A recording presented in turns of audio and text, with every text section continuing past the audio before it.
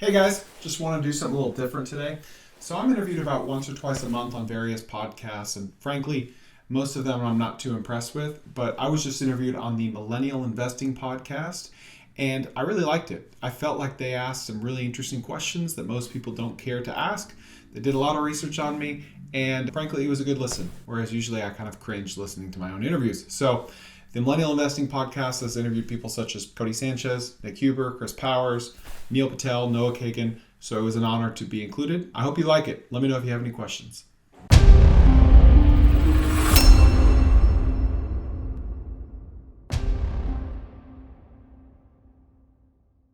Co-founders is a vehicle for me to plant those ideas with other people. And because, I people tell me a lot, like, what if you just did one thing? It's like, well, I do one thing, and it's start businesses. Hmm. I don't do one business because I wouldn't enjoy that.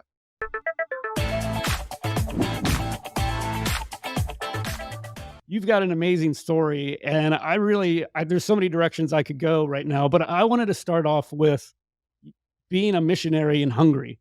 I wanted to talk about that, hear about that, and just some of the lessons you learned, like being a missionary and knocking on doors. Yeah, absolutely. So I'm a member of the Church of Jesus Christ of Latter-day Saints, commonly known as the Mormons. And as most people know, we send 18 and 19-year-olds out across the whole world for 18 to 24 months to serve others and to talk about our church. So I got sent to Hungary. We don't choose where we go. We just kind of fill out an application, get a medical screening and submit it. And then we're told where we're going. And so I went to Hungary in 2006 to 2008. So tell me about that. You're there. What's an average day look like when you're canvassing, basically, right? And teaching hmm people about, you're getting a lot of doors shut in your face, I would imagine. The vast majority. Yeah. So Yeah. the average day, you wake up at 6:30. You will read your scriptures for a half hour, or maybe even an hour. I don't remember, by yourself. And then you'll read your scriptures with your companion for 30 to 60 minutes. And then you'll go work out for 30 to 60 minutes. Maybe it's lift weights, maybe it's you go on a run. And then you plan your day. That takes about a half hour. And then you hit the streets. And that looks differently based on where you are. If you're in Provo, Utah, then you're probably not canvassing at all. You're just handling referrals from other members of the church. If you're in Budapest, Hungary, you're probably knocking doors or going to a busy city center and just approaching people on the street. So you obviously learned Hungarian before you took off. Is that how it worked? You studied the language and then were sent there? So everyone goes to what's called the Missionary Training Center. There's about 15 of them worldwide, the biggest being in Provo, Utah. And that's where you learn the language, if you will be speaking a different language. And it's just where you learn how to be a missionary. And you're there for a minimum, depending on where you're going, a minimum of 2 weeks to a maximum of, it used to be 12, and today it's closer to 9. And so depending on how hard the language is, depends on that kind of determines how long you're in the MTC for. So I was in there for the maximum amount of time, which is 12 weeks. And you're fluent in the language now? I was, but there are not a lot of opportunities to practice Hungarian in Dallas, Texas. Right. I can understand it much, much better than I can speak it. I've been back to the country twice since coming home in '08, and it's tough. It's really tough because you just hear it and you're like, okay, yeah, yeah, yeah. And then you just go to respond and it's just like spaghetti. You can't get it out. But So did you meet and become really close friends with Hungarians while you were there? I mean, people maybe that who did open their door to you and were able to listen? yeah, I mean, we were immersed. At the time, you only called home twice per year, Oh, Christmas and wow. Mother's Day. And you would write letters or emails once per week. Um, Today it's different. You can call home every Monday. But it was different back then. And the idea was to be completely immersed. Like you are one of them. You don't have a job. You don't have hobbies. You are a full-time missionary for 18 to 24 I think months. I heard you say, aren't more people not able to complete their assignment now? Like they, not that they become softer, but like it's harder to complete the assignment. Is that Is that accurate to say? Yeah, this is more of me speaking candidly and off the record as a general observer of trends in my church and just kind of a nerdy stats guy. Mhm. These numbers aren't published anywhere, so I don't know for sure, but anecdotally, it's been pretty well documented that call it 10 to 20% of missionaries go home early today. Whereas, and once again, I don't represent the church. Mhm. These numbers aren't published anywhere. I don't even know if they're true. This is just my total guess. But it used to be closer to low single digits, 1 to 5% would come home early. Um, no one really knows why.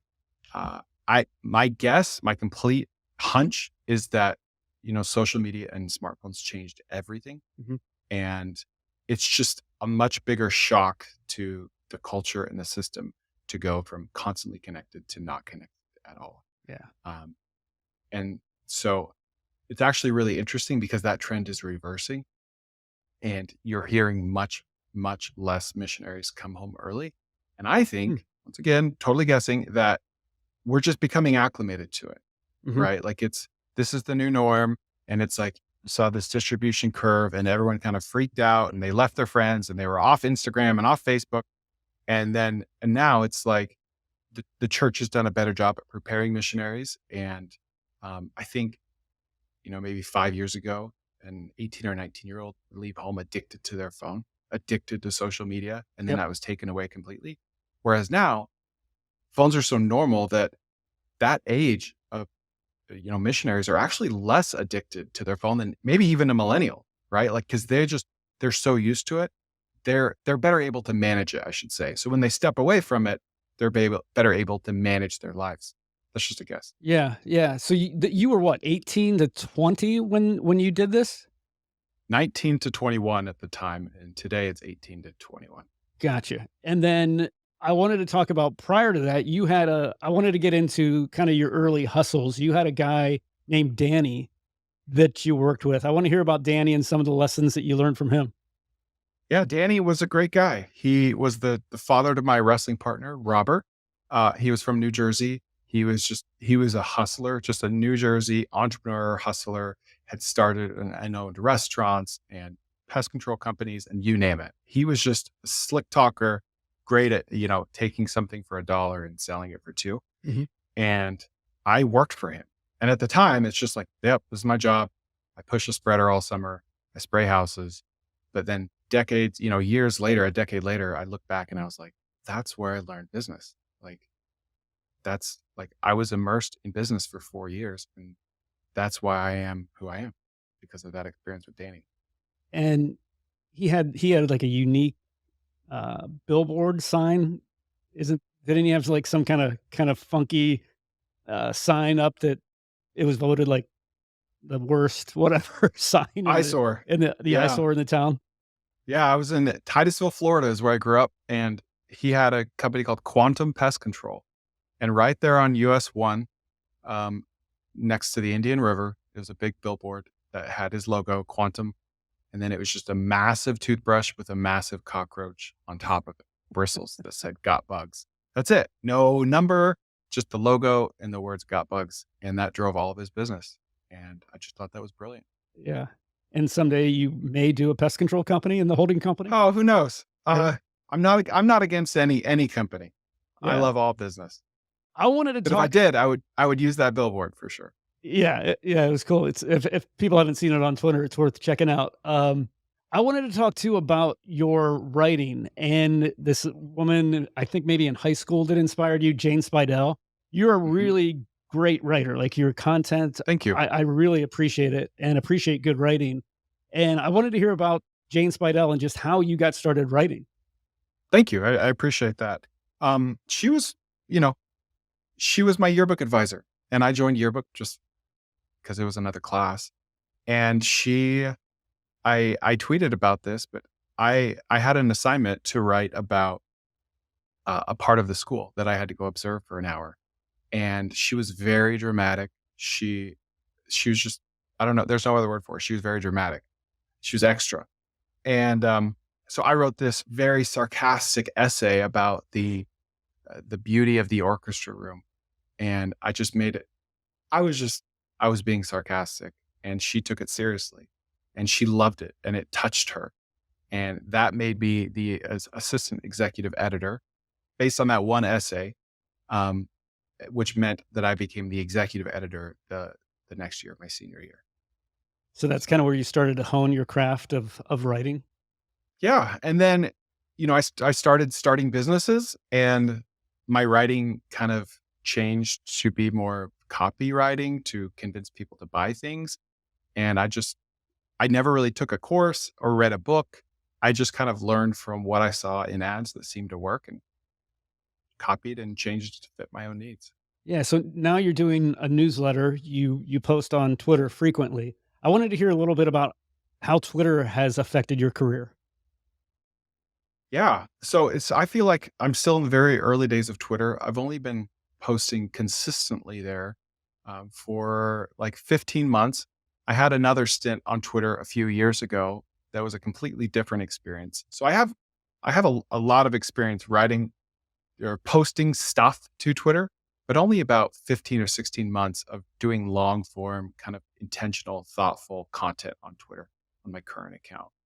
And the jury's still out on how much of an effect it will have on my businesses because I'm not really actively promoting things. Mhm. But it's just brought some incredible opportunities and people into my orbit. That's hard to quantify.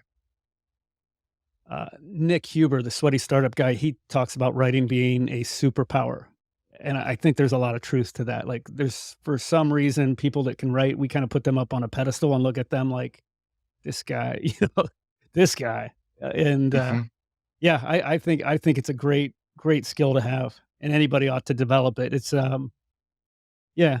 Are you a big reader? Is that I Not as much lately. I used to be, but I just haven't dedicated much time to it over the last few years. But I think what is unique about my Twitter content is a lot of times you have people that can write really well, but they're not actually doing things in life or in business that are worth writing about, right? right? They're good at putting words together. They know all the skills. They've taken a course. They've read the books, but they're just writing about kind of surface level fluff or regurgitating stuff that they're reading in those books. Mhm. And then you have people that are doing really cool things in business or in entrepreneurship, but they're not really good at writing about it, or they don't care to write about it. Yeah, They could be excellent writers, but they're just not on social media, which is great. More power to them. And I think I'm different in that I'm doing both, right? I'm actually doing things. I'm starting companies. I have real experiences, and I don't mind being transparent about them because there's no one to fire me. mhm, I'm not controversial, so there's no fear of like getting canceled. So I'm just kind of taking actually what I'm doing, and then taking some writing skills and putting them. yeah.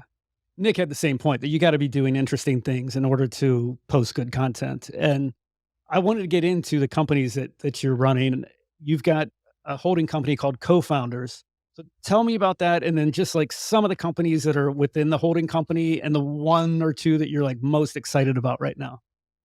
Yeah. So um, co-founders is comprised of a company called Mining Syndicate, which is where I'm sitting today.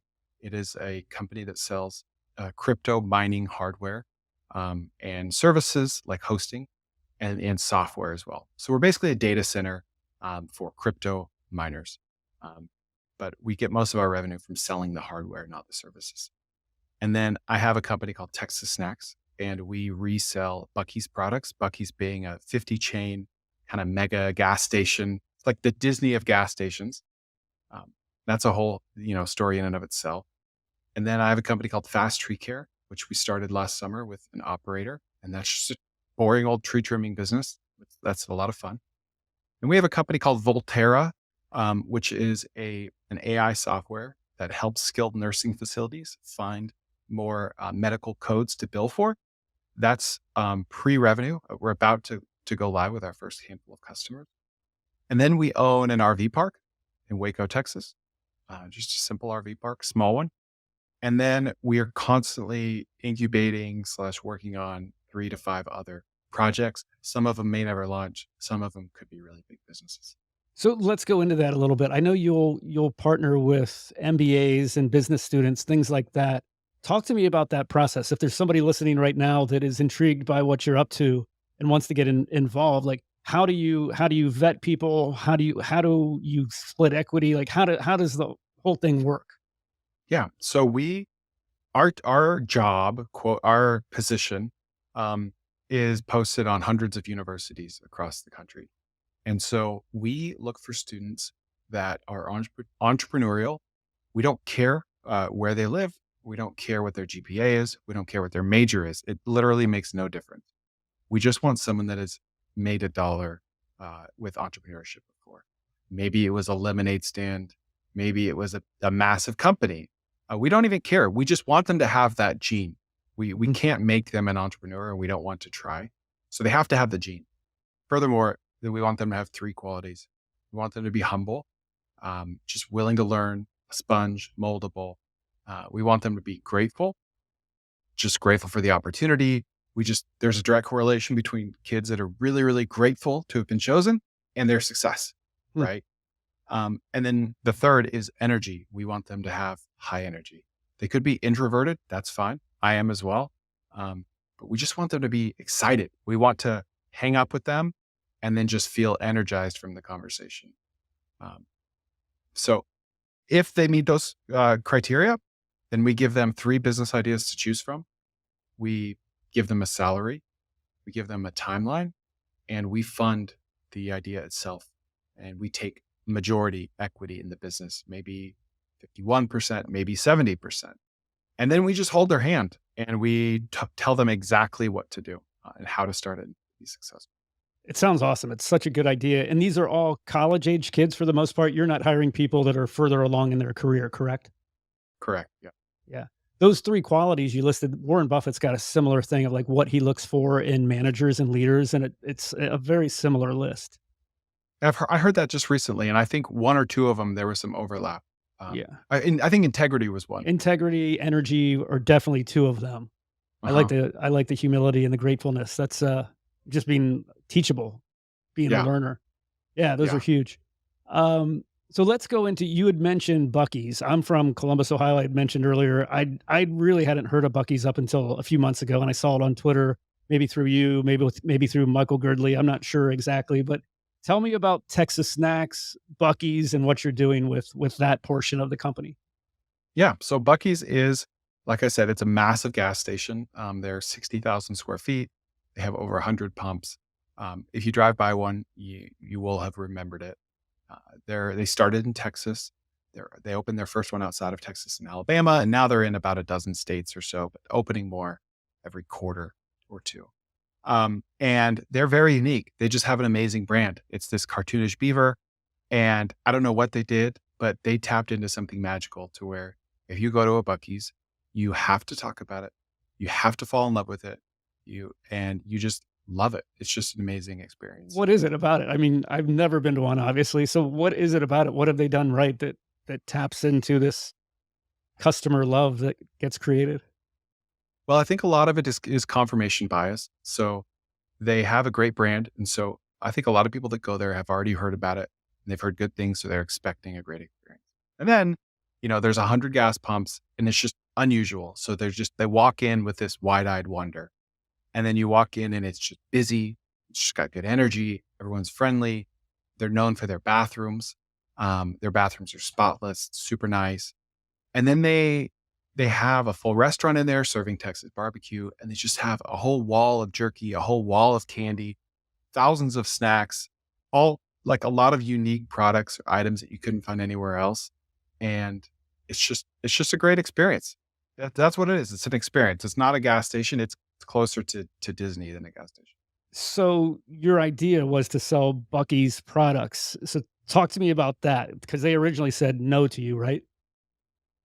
Yeah, well, they originally ignored me, and so I went to a Bucky's, and just out of curiosity, I pulled up their website on my phone, and they didn't sell online, and that boggled my mind. I mean, at this time, they probably had 30 locations. Each location does guesstimated between like 20 and 30 million a year. So we're talking, $500 million company plus at the time, and they didn't sell online. And you go there for the snacks, but they also have all this merch, like dozens of different shirts and really, cute looking clothes that particularly women love to wear, and nothing was online. And so at this time, I owned a third party logistics company that that e-commerce brands would outsource their fulfillment operations to us. Mhm. And so I thought, man, Buc-ee's could be a great customer to us. So let's try to snag them. So I started emailing the executive team saying, hey, we have this company called Send Eats, and we can manage all of your e-commerce. We'll, white glove, put up your website. We'll do everything for you. Let us know. No response. Crickets. And so I just thought, this needs to happen. I'm going to do this myself. I'll do it for them. And so I looked into it. I was like, all right, am I going to get sued here? And there's this law called first sale doctrine, which states that anyone can sell whatever they want. They just can't pretend to be another brand, Mhm. right?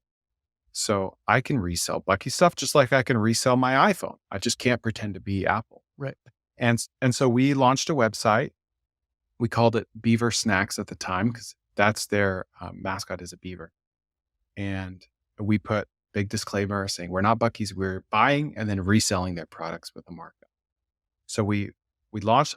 I took my family to Buc-ee's. We bought one of everything. It was like $2,000 or $3,000.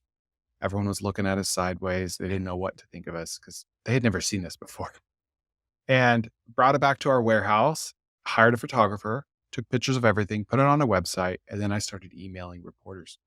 And I just said, hey, this is who I am. This is what we're doing. We're launching a business. We want to get Buc-ee's attention. So I didn't tell reporters this, but internally I'm thinking, worst case, they say, this is not okay. We're going to sue you. And even if they have no grounds to sue us, we'll just shut it down because I don't want to mess with that. Yeah. Best case, they say, hey, we'll partner with you. Or best case, it's, hey, we will partner with you, but you now have a profitable company. And so I emailed reporters and I was on the phone with a lawyer by the end of the day, the Buc-ee's in-house counsel. Mhm. And he said, listen, we don't mind what you're doing. We have no interest in selling online. We don't mind if you do, but please make a few changes. We don't want you to use the word beaver because it's confusing. Change the name, more disclaimers, make the disclaimer easier to read, and you have our blessing. So that was Why do you think they three. had no interest in doing it themselves? Seems like it's I don't know what the revenue would have been, but it's got to be decent chunk of change you're giving up.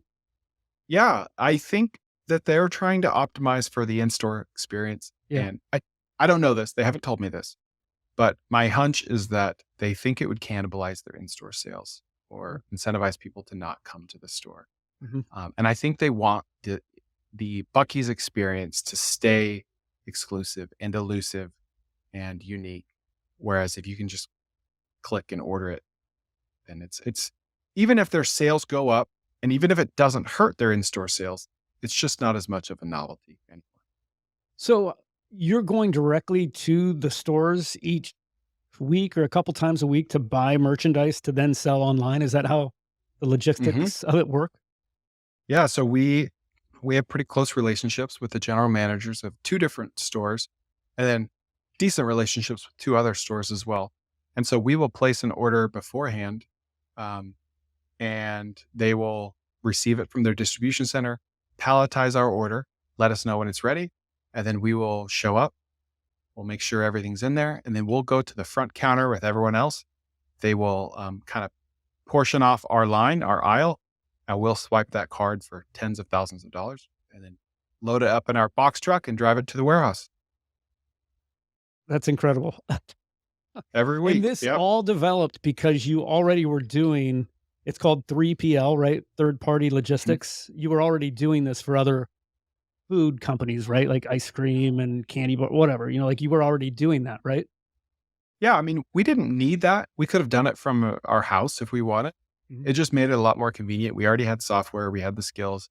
I have an e commerce background, so it made it a lot easier. But funny enough, like after 2 years of doing both, both the Texas snacks company that we owned and the e commerce fulfillment for other brands, we just looked at our financials every month and said, man, this 3PL stuff does not make any money. Mhm. Like, this is such a hard business. It's the high margin for error. Let's just fire our customers and only do the Bucky stuff. Mhm. And so we did. So So the company, the holding company is co-founders. Do you have partners? I know you're partnering with the college kids that we mentioned, but do you also have a partner that it's like your Charlie Munger, your right-hand man that is bouncing off these ideas and figuring out what to pursue? Yeah, his name's Nick Kuleski, and he was one of my mission companions in Hungary, Oh, that's awesome. actually. He was my first, so they call that your trainer. So he helped me learn Hungarian, and we've been best friends for like 18 years now, ever since. You talked about a little bit about like the entrepreneurial gene. Do you th- do you think that's something that's like innate in people, or do you think it can develop? I think it could be either or. For me, it was developed. It doesn't run in my family at all. I grew up poor, and Mhm. I lived across the street from a golf course, and my first business was selling golf balls. That would land in my yard and in the ditch across the street, and I would go gather them up and put them in a Red Ryder wagon and wash them and walk them to the clubhouse and sell them in the parking lot until the owner would yell at me. That's awesome. And that was out of necessity because there was no money for a yearbook or for candy or for a bike. Yep. And You had to so earn it if you wanted it, I right? had to earn it. Yeah, Do you do that with your own kids? I'm curious. absolutely. You do. So Yeah. if Our they want kids, something, you put the onus on them to. no, so they do chores. They all have like a chore chart and they earn money. They can buy Oh, whatever they want with that. But it's not like super hardcore. We also buy them things. But yeah. what I was saying yes to is that all four of our kids are very entrepreneurial. Mhm. My wife is entrepreneurial as well. It is in our DNA as a family. So for them, it's nature and nurture. For me, Right. it was just nurture. Yeah. And so are they working in some of the companies that you've got going? Do you put them to work, like doing fulfillment? From time to time, they'll do fulfillment for Texas Snacks, not super often. But really, it's more of they sell stuff at school and we help them with that. My daughter will make bracelets.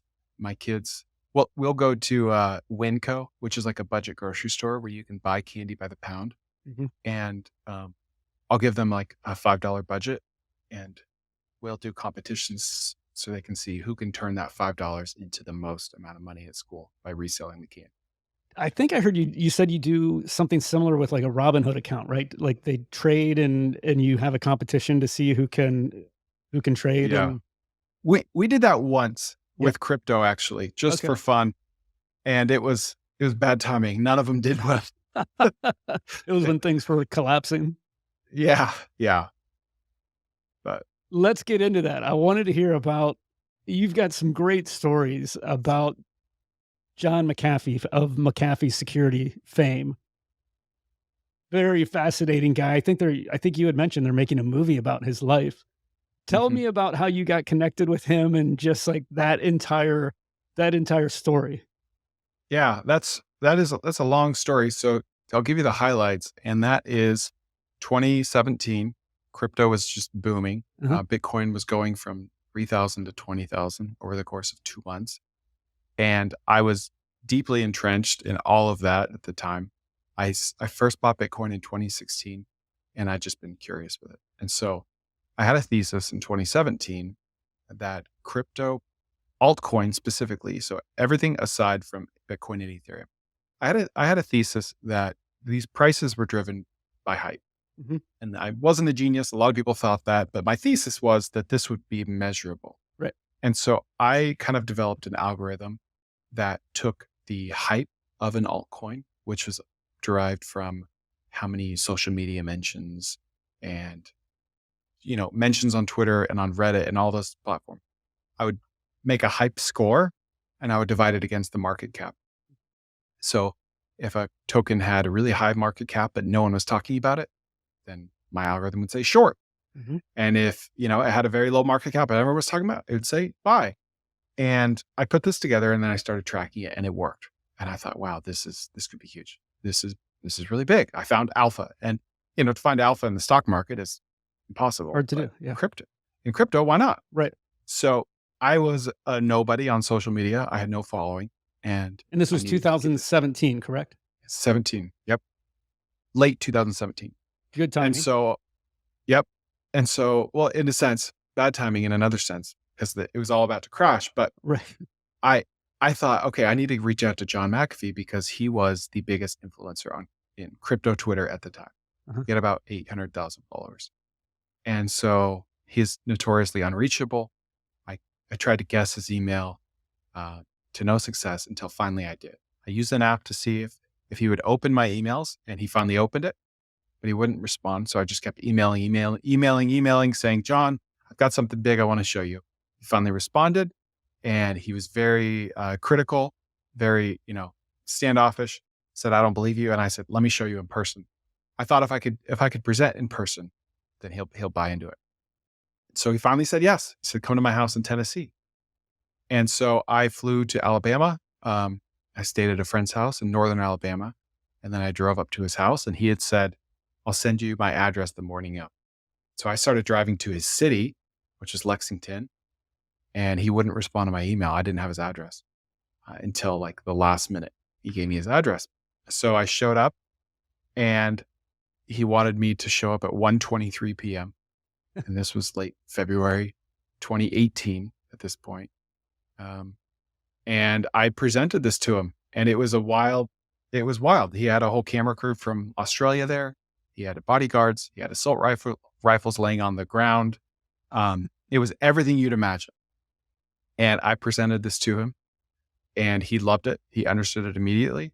And he said, what do you need from me? And we launched a company together. It's crazy.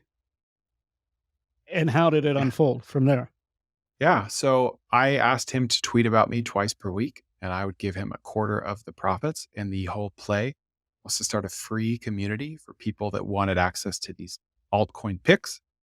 And then once they started relying on it and investing in it and liking it, to start charging for full access to all of the picks. And so we did. We launched a Discord community. It had tens of thousands of members. He would tweet about me twice per week. He did everything he said he would do. We ended up launching a token, and it grew to a 30 something million dollar market cap. We were listed on a dozen major exchanges. And then the market just started crashing. I mean, it was crashing the whole time, but you couldn't tell. We thought it was just dipping temporarily. Turned out to be a 2-year bear market. And we just fought that the whole time. And so their market cap dropped. People would leave the community, and it ended up just kind of dying a slow death. It's such a good story, actually. I remember that time, 2017. He could move a market with a single tweet. Yeah, it could. And We were, yeah, go ahead. we were always very careful about that. We didn't have an ICO. We didn't want to sell any tokens. We didn't want him to really move the market. And he ended up getting in trouble for a lot of those tweets. Yeah, I mean, Yeah, he ended up going to prison, right? I mean, he's since passed away, but I think didn't he get put in prison for he tax did fraud or tax for evasion? Yeah. tax fraud. Yeah, Yeah. Did you have any trepidation going into business with him? Were you like, this guy? I did. I did. I mean, I had Because you trepidation about you going seem into like his an house. you seem like the antithesis of him. Like you're this Mormon Right. guy, right? He Yeah, is the exact absolutely. opposite, drinking and party. Like just seems like a wild lifestyle that he's led. It just seems like Yeah, there couldn't be two different partners. we were very different. Yeah. And I wanted to keep it more of like a business owner slash influencer relationship as opposed to a business partner relationship. Mhm. And so I call him a partner in the sense that there would not have been a business without him. He wasn't one of Yeah, many influencers that we used as part of a strategy. He was the only distribution channel that we had. right. Right. So in that sense, he was a partner. In a literal sense, he was not. He didn't own any equity. He never invested. I never gave him money. It was just kind of a rev share agreement. Mhm. But yeah, I did have trepidation, which is why I structured it like that. So I had trepidation walking into his house. I bet with the bodyguards and the assault Yeah, rifles or whatever. Like it was nerve it had wracking. to have been quite an experience to just be part of that whole scene. Yes, it was. So you've since started a Bitcoin mining company. Like, how did that come about? Like, did you toss aside like all the altcoin stuff and like you're focused strictly on Bitcoin now? Because I know you're like a big Bitcoin guy. Mhm. Yeah. So the crypto company died in 2019. And then in 2021, Bitcoin was booming again. It was the next cycle, right? And China had banned mining in the summer of 2021 Yep. overnight. Hmm. And so the difficulty rate plummeted, which meant mining became extremely profitable, like very, very profitable. And so all of us enterprising Americans, such as myself, latched onto that. And we started looking for ways to mine Bitcoin. And so I started looking for facilities, for places to lease that had heavy power on site.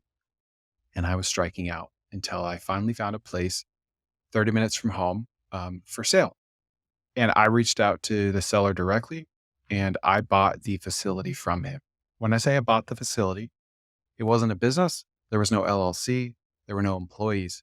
It was just a lease in a rented building that I'm sitting in right now um, that already had all of the infrastructure and transformers on site to enable hundreds of Bitcoin miners immediately, which was very, very hard to find, especially at the time. Did you have any miners at all at that point? The facility did come with miners. So what I bought came with miners that were mining Bitcoin directly, Mhm. but we took that asset and we turned it into a company, which is today Mining Syndicate.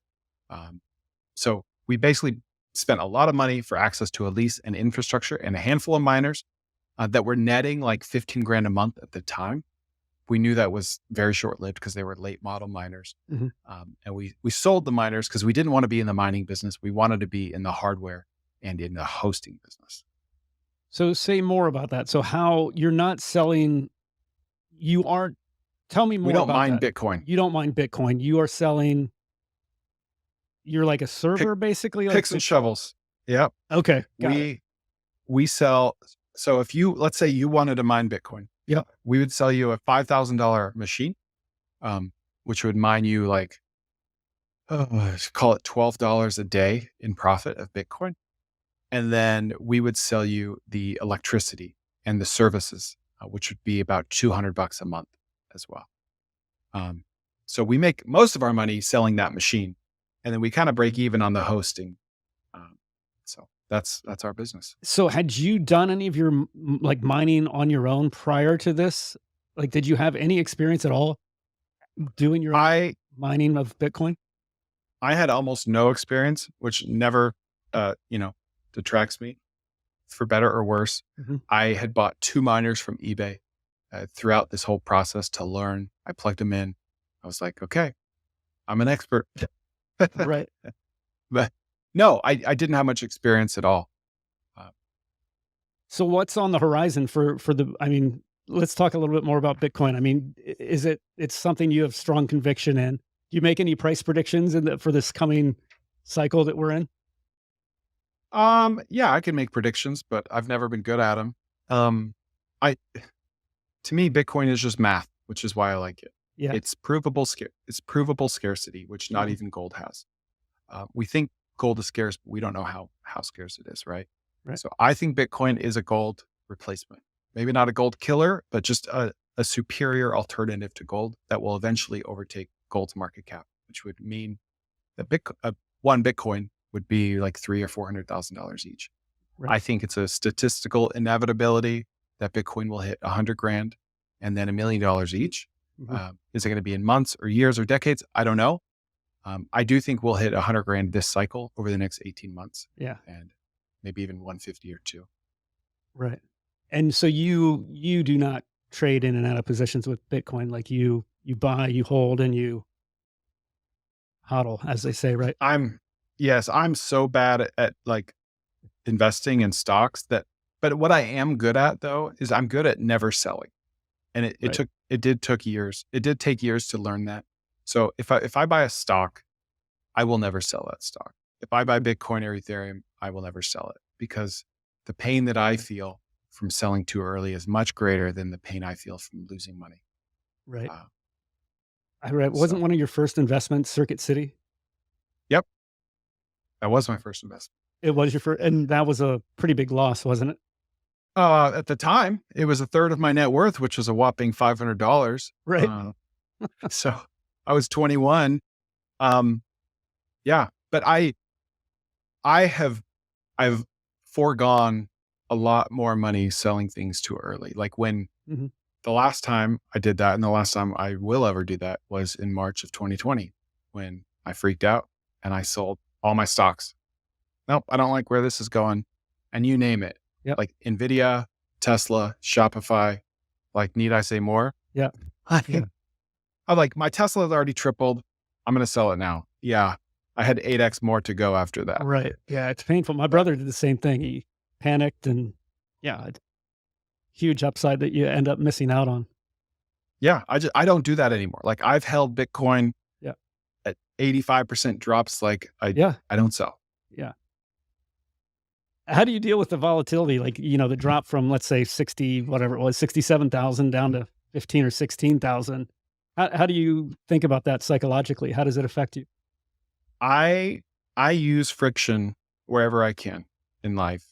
So there's a lot of friction between me and being able to sell Bitcoin, be it passwords, two-factor authentication, um, Multi-sig and setup or something. all of it. Mhm. Yeah, and I just don't like. Honestly, I when I sold Bitcoin too early, when I sold those stocks, that was when I was more of a speculator and not a believer. Mhm. And I think Bitcoin's going to be here forever, Yeah. right?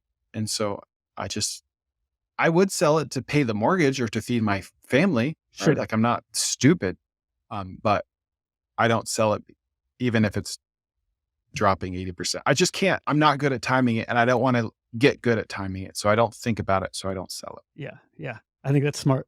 I want to get into real estate a little bit. Talk to me about like Yeah. some of your first real estate deal. How did you first get turned on to real estate? Because I know that's one of your passions too.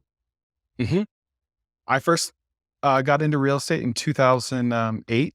Great timing. Yeah, I, I, at the time, Obama instituted the first time homebuyer tax credit. You remember that? I do. And it was $8,000. And he changed it eventually to be like, what was it? Like a tax deduction. But in the beginning, it was a check to your bank, Mhm. right? And as a 21-year-old with $500 to my name, that was very attractive. Mhm. And so I got home from my mission at 21 and I just felt like I could take on the world. I had all the confidence in the world. And so I started reading all the business books and all the real estate books. And I started college and I wanted to be a homeowner. And I didn't have any money. So my wife and I started waiting tables. We were in Tuscaloosa, Alabama.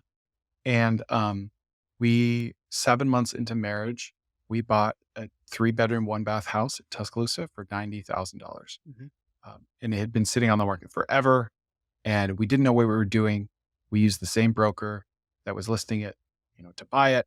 She said, "Oh, the sellers won't budge on price, so don't even ask." So like, "Oh, okay, whatever you say." And like it had been sitting for a year at the same price, and they definitely would have come down on price. I didn't know what I was doing. Anyway, we bought the house, we moved into it. We got $8,000 from Obama. We took that and we bought a rental house 5 minutes away. Um, and those were our first two homes. And that has since led to mobile home parks, right? So that led to a third rental house. And then I moved to Dallas, Texas, and I partnered with a couple guys. We bought a small RV park in Oklahoma. And then we bought 24 more mobile home and or RV parks over the next 2 years. We sold the portfolio in 2021. And then I started buying them with Nick, my partner at Cofounders, last year. And then I'm also a GP on some deals occasionally with other partners as well. So what is it about mobile home parks that you like? Are you doing value adds when you buy them? Mhm. I love it because you're really buying land and you're maintaining the infrastructure under the land and not the houses itself, which most people don't realize that. They think, oh, mobile home park, it's going to have all these maintenance issues. Yes, if you own the mobile homes, but that's not what we do. So we will buy a park and sometimes the tenants own the homes, sometimes the park owns the homes. Regardless, after closing on the park, we will give or sell the homes back to the tenants if they want them. If they don't want them, then we will give them plenty of time to move. And then we take a hit on the top line revenue, but we don't really have to manage anything after that. Mhm. We just own the land and rent it out. So is this something you're looking to add more mobile homes to your portfolio, or are you kinda tapped out right now? It's kind of a passive thing. So people will Yeah. DM me deals, and if they're attractive, then sometimes I'll just assign them to someone else, or occasionally we'll buy one ourselves. But it's not something I'm really looking to scale. But I'm also not avoiding it right now. So I want to hear about like an average day for you. You're creating a bunch of content. You're writing 30 or 40,000 words a week, I believe. You've got all, the holding company co-founders, all these businesses underneath it. How are you running like an average day for you while still maintaining a family, a wife, all of that? Yeah. So an average day for me is I wake up at like 6 or so, and I just shower and go straight to the office, one of two offices, and I just start working. I drink caffeine, and I just put on my AirPods, put on something in the background, and I'll get to inbox zero right away. I will just knock out a to-do list. I will write a long form tweet, and I will just I'll kind of hop from helping my operators, hop on calls with them impromptu, and I'll write content. I'll write my newsletter, and I leave my calendar pretty much empty most of the time. I just don't like structured meetings, Mhm. and I'll tackle fires one at a time, Yeah. and I'll do that until about 6 p.m. And then I'll come home and I'll eat dinner with my family every night. Like, there's never really a reason to miss dinner. I don't travel that much. And then I'll take the boys to basketball practice. I'll usually work in the car while they're practicing. Um, and then I come home, hang out with the kids, put them in bed, and then I'll watch something with my wife. And sometimes I'll have the computer open as I watch Love is Blind. Tell me about Parkinson's law. What is Parkinson's law and how does it affect your life? Parkinson's law states that work expands to fill the time allotted to it. So, back to high school, if you had a big, huge project due 3 months from now, you're probably going to get it done the night before, and it's probably going to be great. At least that's how I worked, right? Mhm. Whereas if you only have an hour to do something, then you'll get it done in that hour. And so the same principle is true with Elon buying Twitter and firing 80% of people, and it just keeps going. And then the same principle is true with just taking on way too many projects and too many people, or too many companies. So I just kind of let the most important things bubble their way to the surface. And if Mhm. I let something slip, if I, forget to do something, then that's just a message to me that it wasn't that important. Um, I'm not going to forget my family, right? Like that's not in my work bucket. Right. So that's the most important. And then if there's a big fire, like an investor, we're raising money, or like that just lives in the top of my head and it will get done. And everything else, like whatever my time kind of gravitate towards is what's most important because it's what I'm placing importance in. And everything else just falls to the wayside. And maybe I pick it back up in a month when it's more important then, or maybe I never pick it back up. But I used to fight that, right? And just really try to hone in on one thing. But this works really well for me. And it's what I love doing. And honestly, it doesn't feel like work, like Right. 12-hour days every day. It's it's no different than a 9 to 5 guy working 6 hours at the office and then fishing 6 hours if that's what he loves. Like Mhm. it all feels like play to me. Yeah. So Yeah. Stephen Covey is a Mormon, and he's got the Franklin Planner that I used to really be into. My wife actually is still into the Franklin Planner. She carries it around. It's like a big, massive, bigger than a old telephone book. And she lives her entire life by that. Is that something you utilize to like kind of structure things and keep track of things and prioritize? no. So I have a very low tech system. I I have Chrome tabs open. Mhm. And if it's an open tab, then it's a to-do list. Mhm. I have a few Google Sheets that I leave pinned in Chrome at all times that I'm always referring to. I've got my reminders app on my iPhone, and then I have unread emails and unread texts. And that's everything that I need to do. Mhm. Um, I have a calendar, right? For like stuff like this podcast. Most days there's one or two things in my calendar. Yeah, it's something that I've kind of fought for years, and but now I've just stuck with it because it works. I want to get into idea generation. You've got a ton of ideas that you come up with, whether it's businesses or tweets that threads that you're writing. Talk to me about that creative process. Where do you come up with ideas, or where's like the fertilizer, the source of some of these ideas come from? I don't know. It's like I I consider it like the 10,000 hour rule, right? Like when my work is my hobby and it's all that I do outside of my family, then I just see things everywhere. And I thought of this analogy a little while ago. I'm not a musician at all. I would like to be. I love music. I played the guitar a little bit, but it is my bucket list item to like have a hit song. Like I think that would be awesome. But Mhm. I like the thought of writing a song is just so foreign to me, right? Whereas some people are like, I don't have ideas. Like, how do you think of these ideas? Mhm. And so I think of Taylor Swift, and she has hundreds of songs, Yep. maybe thousands that we don't even know about. And they just flow. She'll just see something outside and write a song. And it's just because that's all she is. That's all she knows. That's all she sees and thinks about. Her brain is wired in that way. And it's trained to be wired in that way.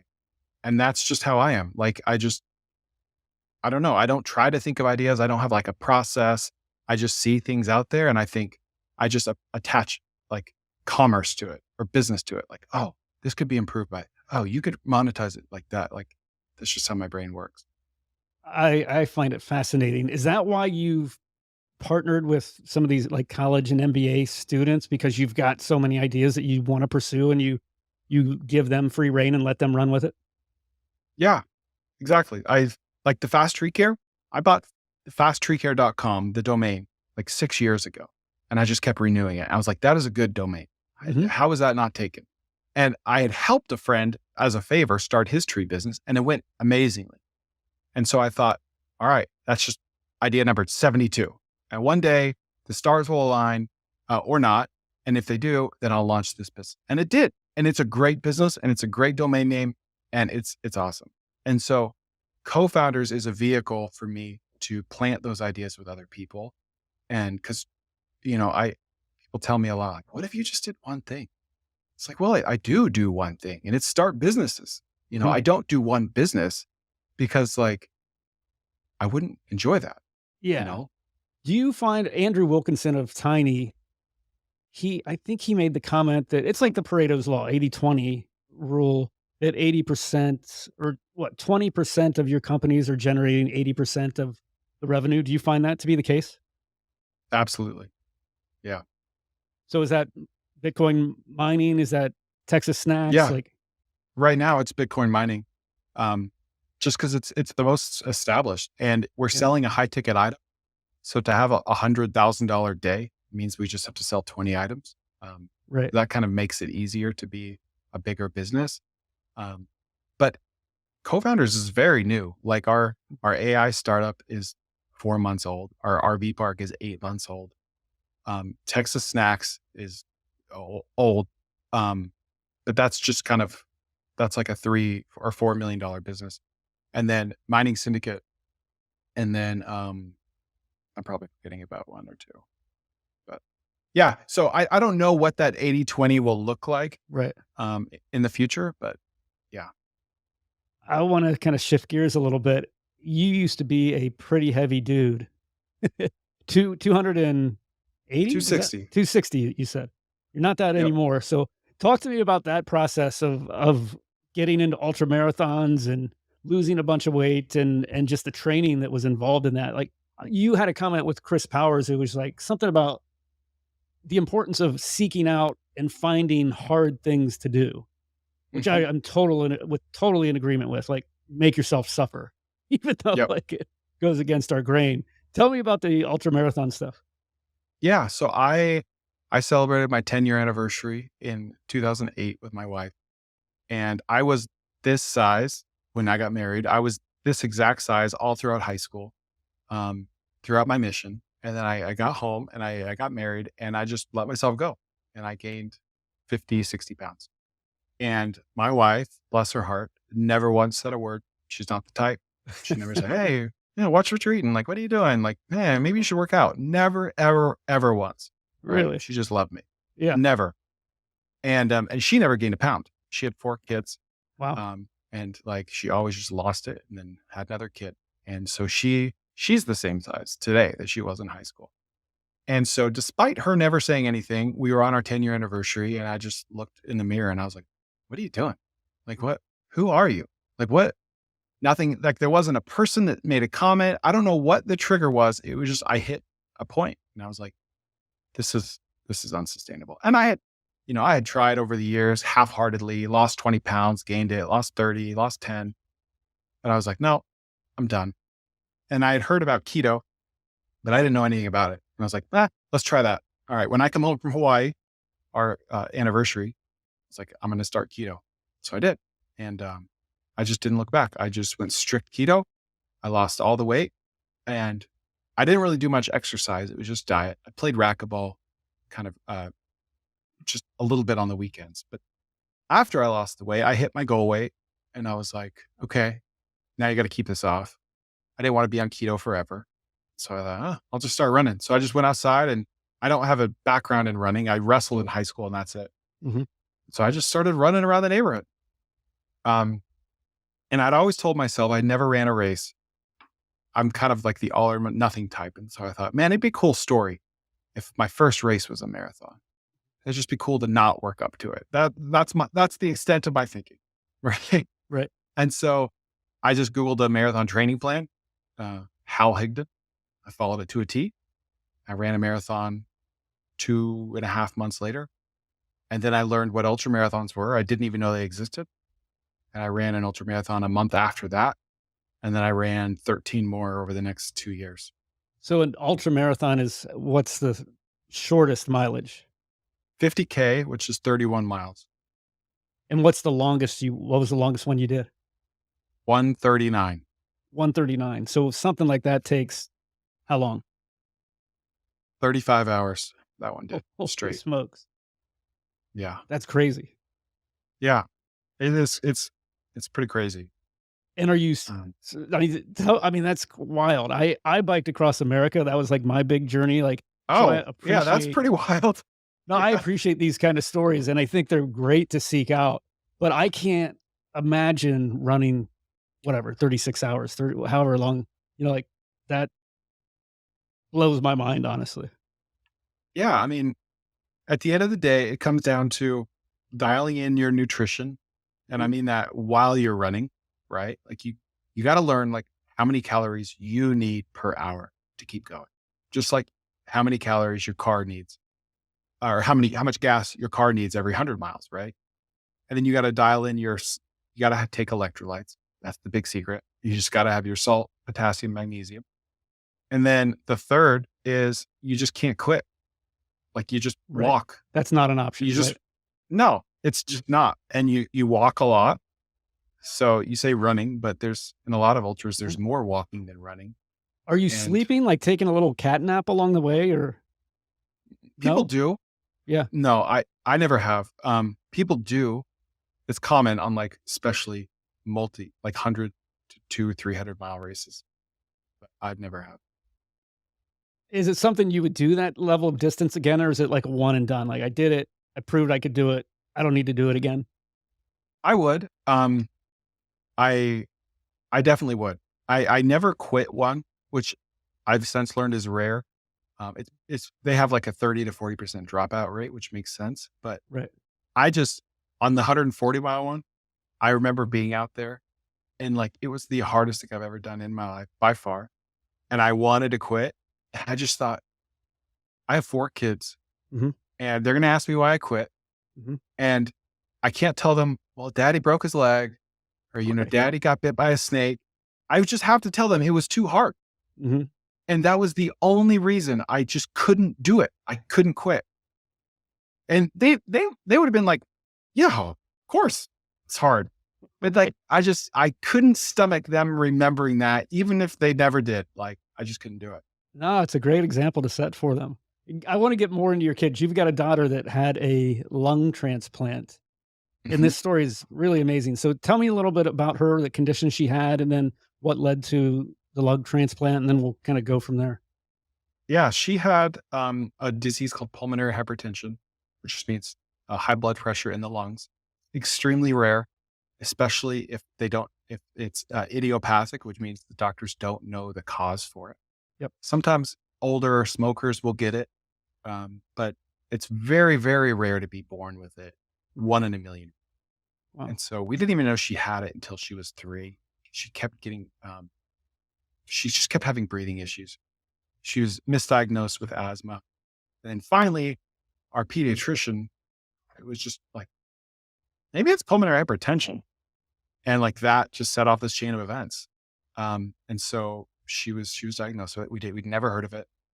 And we learned it was terminal. There's medication you can take. So basically what it means is the arteries in her lungs are too narrow, Mhm. period. She was born that way. And so the heart works on overdrive 24/7 to push it through. So her resting heart rate was in the 120s to 150s, Oh, wow. 24/7. And Right. so couldn't climb upstairs. Her lips, everyone thought she wore purple lipstick because her lips are always blue. Mhm. And so from 3 to 9, it just got worse. And she'd be on oxygen sometimes, or sometimes we were in a trial in Denver. Like we tried everything, but there's no cure. And so at age 9, the doctor's like, listen, she needs a double lung transplant. That's the only way out of this. And it's not really out of it because lungs don't last forever. Right. Right.